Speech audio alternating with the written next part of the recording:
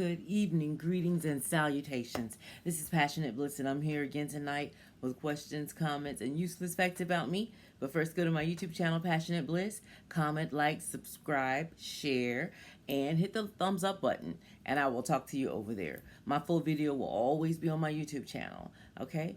And so tonight is part 2 of our continuation on how to spot a loser. Because as we talked about, this is a relationship channel, and what we want to do is bring men and women together. And one of the things that we have noticed is that women and men seem to have gotten desperate, and they're making choices, and they're ending up with one relationship after another, a string of poor choices, one loser after another, and they can't understand why. And so what we decided to do for 2020 is that we're going to break that pattern, and we're going to identify losers before they can get in the door good. I feel like we can identify them within 1 week or less, before we ever even get to going out to dinner with them. So then we won't even have dated this loser, okay? So we covered 5 yesterday. I'll run through those at the end, but today we're going to cover another 5. So my questions are these. Are you afraid of being alone? Are you so afraid of being alone that you're willing to work with someone who has potential? Are you willing to work with someone who's a fixer-upper? Are you willing to work with someone who has a dream? Okay? And my quote for today is this. If you hang around with losers, you are going to become a loser. Okay? So that fixing them up and helping them out and making them better and, carrying your man, you're the only one who's going to lose. Okay? And so the 5 points that I came up with today that I wanted to bring out to us are these. Okay, number one to 5. One way that you can tell a loser, man or woman, well, man in this case particular, is that he doesn't open doors or doesn't walk on the outside of the sidewalk. Okay, I would notice men doing it, but I didn't know why until actually one told me. The walking out on the outside of the sidewalk is for protection. If anything happens in the street, he'll be the one that gets in the line of fire first. And so that's for protection. That shows him valuing you as a woman. So winners do that, okay? And then also opening doors. I'm from the South. Men always open a door for women, and they hold it for you. Even if they went through first, they hold it for you till you get through. So that's a clear sign of a winner. If he's not doing that, I usually think, oh, he must be from up north. Which is not fair to northern men, But that's just because that's a sign of a winner, no matter where they're from, okay? So if he's not doing that, you're with a real loser. Hopefully we can spot this before you actually get to that point, okay? Number 8, the next one. Not concerned about his personal hygiene. I don't know why you would first even be talking to him if he's not concerned about his personal hygiene, let alone giving him your number and let alone dating him, okay? Not cutting his hair, not trimming his nails, okay? Not having a clean house, okay? Those are red flags that you would notice right away if you gotten that close. Hopefully it doesn't get to that point, but there's no need to continue. Once you see that his house is nasty, once you see that he's not keeping himself, nice and groomed and clean. I like cologne, deodorant. You can smell him, If he's got poor personal hygiene, he's not flossing clearly. He's not, keeping up with his teeth clearly. You can see plaque. No, that's a loser. That's a loser. Okay? And that one I think goes without saying. I shouldn't have had to tell you that. Okay, number 9. Not sympathetic to your needs or wants. No empathy for a bad day or life events. Okay?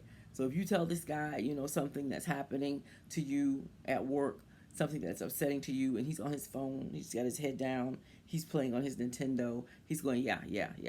And he's not paying attention. He's not listening. Or you're telling him something exciting about your job, something that happened today, something you learned today at work, or in your field. And he's going, yeah. He's not even listening. Or if you come home upset because a family member or a friend, something happened to them that upset you. And he's got no empathy, could care less, and is truly not even really listening. That is a loser. And you want to dump him immediately, okay? Number 10, cannot survive on his own. He's not surviving on his own. He lives with his mother. My favorite lie is, I came back home to take care of my mother. That is my favorite one. Okay, and they work it to death. I came home to stay with my mother, to take care of her. Okay. Cannot survive on his own. Cannot get to work on his own. Doesn't have a car. No transportation. Okay. Heavily dependent on his family for support. Or you. Ask you for $20. Ask you for a couple of dollars to get a beer while he's with you. Ask you if you got the check. Pretends he doesn't have his wallet. Okay. That is a loser. He's still a boy. He is a loser. Okay. So in 2020, we're going to practice these things.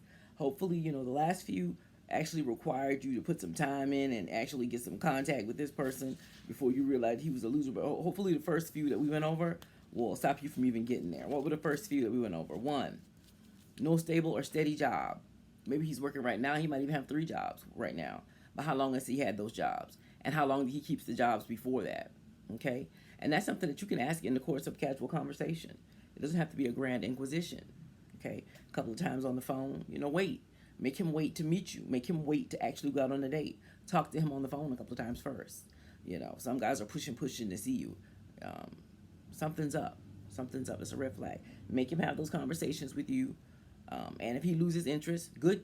There's probably a reason he's lost interest, because he can't meet up to any of these standards. Okay. So, no stable, steady job. Okay. Lack of motivation. Okay. You can lead him to water, offer him a job. If he says he's down on his luck, he still won't go. Why don't you sign up for a little certificate program so you can get a little more raise at work? He won't go. He won't do it. I'll sign you up for it. I'll get you an interview at my job. He won't go. Lack of motivation, okay? Is not active in the life of their previous children. And that's especially big to me for a woman. She's got a couple of kids and she's not raising them. She's a loser. I'm sorry. There was just stuff she would rather do than to handle her responsibilities.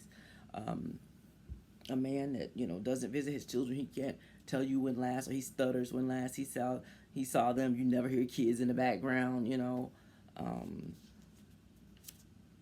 that's a sign of a loser. No measurable goals, dreams, or aspirations. Looks like he intends to be in the same spot you met him in.